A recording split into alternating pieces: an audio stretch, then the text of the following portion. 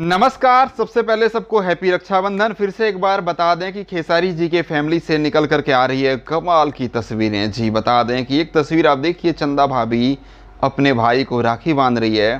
क्या मतलब नज़ारा है भाई बहन का ये पावन त्यौहार। जी भाई बहन का ये पावन त्यौहार जहाँ पर हम कस्में खाते हैं, बहन हम तुम्हारी रक्षा करेंगे। जी चंदा भाभी बांध रही है अपने भाई को राखी। वहीं पर इनकी सुपुत्री, खेसारी जी की सुपुत्री कीर्ति अपने भाई ऋषभ को राखी बांधी है और गले से लगा रखी है।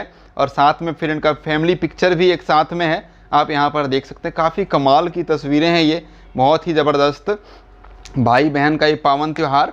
और ये तस्वीरें निकल करके आई है, मैंने सोचा आप लोगों के साथ शेयर करें, ज़रूर अच्छा लगेगा। आप लोग खेसारी जी के फ़ैन हैं जी, तो तस्वीरें कैसी लग रही है मुझे कमेंट करके ज़रूर बताइएगा। काफ़ी शानदार तस्वीर है। तो पसंद अगर आई है तो लाइक करके शेयर लगा दीजिए। चैनल पे नए हैं तो सब्सक्राइब करके घंटी वाले बटन को ज़रूर दबा दीजिएगा। थैंक यू, धन्यवाद, बाय।